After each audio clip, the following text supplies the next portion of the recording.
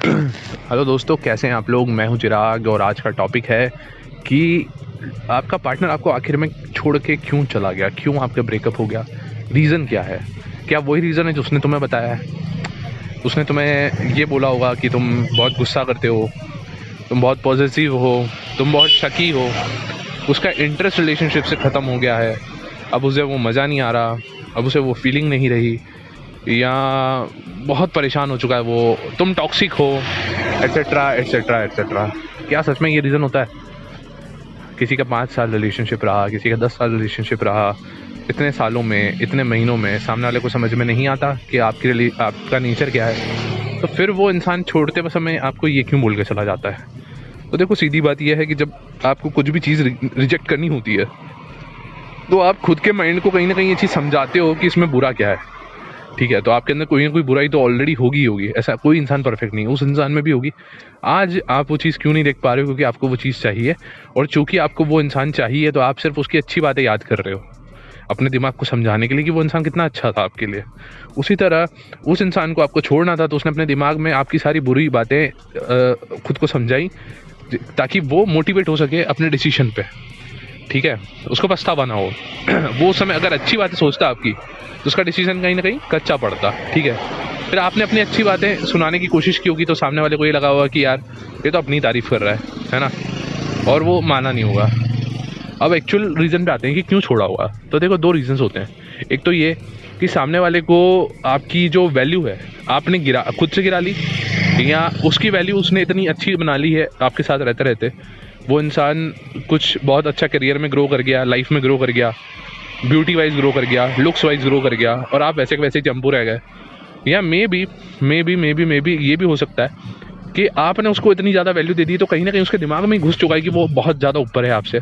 ठीक है, और आपको अब बहुत निचली नज़र से देखता है। तो वो रीज़न है कि कहीं ना कहीं हर इंसान छोटी चीज़ के साथ रहना नहीं चाहता है। ठीक है, अब उसको ये लग रहा है कि यार मैं ग्रो करूँ, है ना।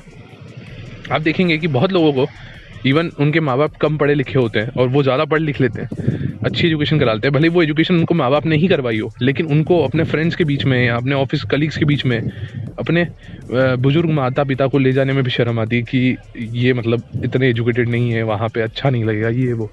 ठीक है, तो ये जब एक नॉर्मल इंसान की मेंटालिटी अपने पेरेंट्स तक के साथ हो सकती है, तो फिर पार्टनर्स तो यार बहुत बहुत बाद की बात हो जाती है, क्योंकि पेरेंट्स से ज़्यादा बढ़ के तो कोई रिश्ता ही नहीं होता दुनिया में।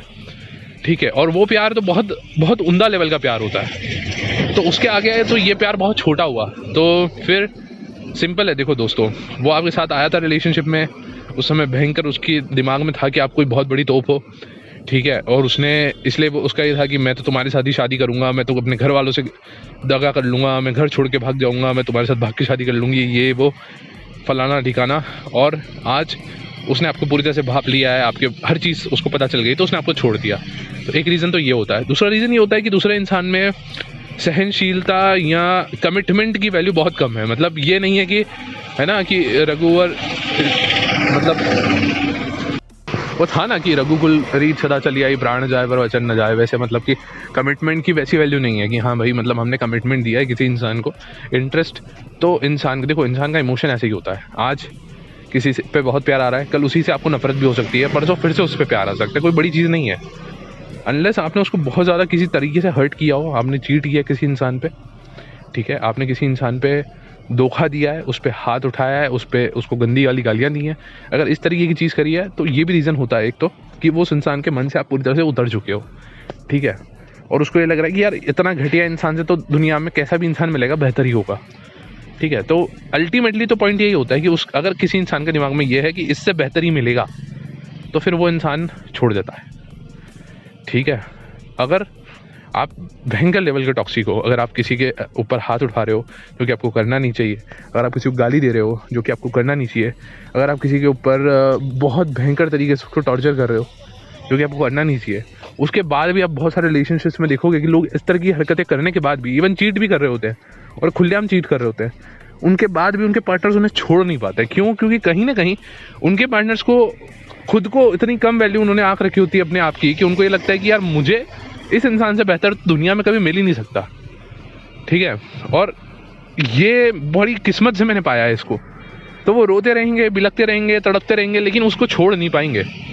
ये एक प्रॉब्लम होती है उसके, या तो उस पार्टनर के उस पर बहुत ज़्यादा एहसान होते हैं लाइफ में, ठीक है, बहुत ज़्यादा उसने उन पे खर्चा किया होता है, या उनके काम आया होता है मुसीबत के समय में, या बहुत ज़्यादा उनके ऊपर एहसान होते हैं, इस तरीके की चीज़ें होती है जिसके कहीं ना कहीं हर इंसान का एक वीक पॉइंट होता है। और अगर वो उस वीक पॉइंट पे वो दब गया तो कहीं ना कहीं वो इंसान छोड़ के नहीं जा पाता, ठीक है, चाहे सामने वाला कितना भी घटिया पार्टनर क्यों ना हो। लेकिन कहीं ना कहीं कुछ लोग, आप कितने भी अच्छे क्यों ना हो, उसे अगर ये फील हो गया कि आपसे बेटर उसको मिल सकता है और आपकी वैल्यू उसकी नज़रों में मतलब ज़ीरो हो गई है, तो वो आपको छोड़ के जा सकता है, ठीक है। तो फिर आप कितने भी अच्छे क्यों ना हो, कोई फ़र्क नहीं पड़ता। तो ये पॉइंट कहीं ना कहीं आके फिर उसी पॉइंट पे आके अटकता है। लेकिन दूसरा पॉइंट ये है कि जैसे मैंने कहा कि कमिटमेंट की वैल्यू बहुत नील होती है, कुछ लोगों में ज़ीरो होती है कहीं ना कहीं। मतलब उनको ये होता है कि भाई जहाँ प्रेशर आया लाइफ में वो वहाँ से भाग जाते हैं। आप मतलब ये सिर्फ ऐसा नहीं कि रिलेशनशिप की बात है, ये हर चीज़ में होता है उनका। फिर अगर ऐसे लोग ना दोस्ती में भी ऐसे ही करते हैं, अगर दोस्ती में लड़ाई हो गई तो दोस्ती तोड़ देंगे, छोटा मोटा मिसअंडरस्टैंडिंग हो गई तो दोस्ती तोड़ देंगे, ऑफिस में ज़्यादा प्रेशर पड़ रहा है, ऑफिस वाले परेशान कर रहे हैं तो इनका हो जाएगा कि यार करियर चेंज करना है, लाइफ में जॉब चेंज करनी है, ऑफिस छोड़ देनी है। घर वाले ज़्यादा परेशान कर रहे हैं, घर वाले ज़्यादा टॉर्चर कर रहे हैं तो इनका हो जाता है घर छोड़ के निकल जाओ, ठीक है। मतलब ये लोगों का टॉलरेंस लेवल बहुत कम होता है, मतलब इनसे आप ज़्यादा नहीं कर सकते। इनका वो होता है कि इनको बस हर तरीके से बस आज़ादी ही चाहिए होती है। ये लोग मतलब किसी भी तरह के बंधन में बंध के नहीं रह सकते। मतलब अगर इनको कहीं पे भी आपने थोड़ा सा भी बांधने की कोशिश करी in the name of relationship कि भैया ये है, आप एक रिश्ते में, देखो आप जब एक रिश्ते में होते हैं आपको बंधन, बहुत सारे बंधनों में बंधना पड़ता है, ठीक है, बहुत सारी चीज़ों में एडजस्ट करना पड़ता है। आपकी जैसे शादी होती है, मान लेते हैं कि आपकी शादी हुई किसी इंसान के यहाँ पे, आप एक लड़की हो, आप वहाँ गई, उनके घर में रहने गई, अब वहाँ पे उसके पेरेंट्स का नेचर कुछ अलग है, उस लड़के का ऑलरेडी कुछ नेचर है, उसके घर वालों का कुछ और नेचर है, आपकी ननंद के कुछ और नेचर है, देवर का कुछ और नेचर है, फैमिली के ट्रेडिशंस एंड कस्टम्स कुछ और हैं। आपको कई चीज़ों में एडजस्ट करना पड़ता है, कई चीज़ों में बंधनों में बंधना पड़ता है, क्योंकि आपको अगर उस फैमिली के साथ तालमेल बिठाना है तो जिस तरह से आप एक स्कूल में जाते हो, एडमिशन लेते हो, या आप किसी कॉलेज में जाते हो, उस कॉलेज के अपने कुछ नियम कायदे कानून होते हैं, आप वहाँ पे विद्रोह नहीं करते, आप चुपचाप फॉलो करते हो, क्योंकि इस स्कूल के कॉलेज के नियम है और वो हर कोई फॉलो कर रहा है उस स्कूल में रहने वाला।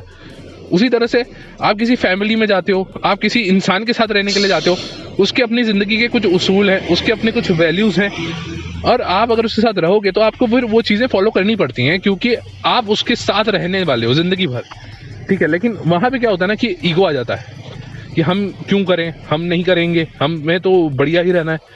तो जहाँ पे ईगो बहुत ज़्यादा है, कुछ लोगों में बहुत ज़्यादा ईगो होता है, और टॉलरेंस लेवल, सहिष्णुता और समझदारी बहुत कम होती है, ठीक है।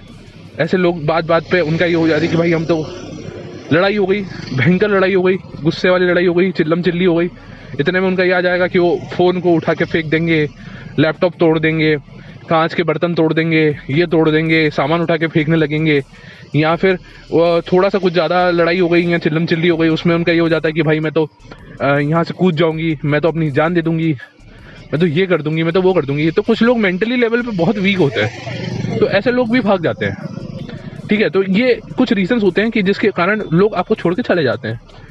तो इसमें आपके हाथ में क्या है? आपके हाथ में देखो, सिंपल सी बात ये है दोस्त की, आपके हाथ में सिर्फ और सिर्फ आप खुद हो। आप अपनी वैल्यू अच्छी बना के रखो, आप अपने आप पे काम करते रहो, अपने आप को सक्सेसफुल बनाओ, अपने ऊपर फोकस करो।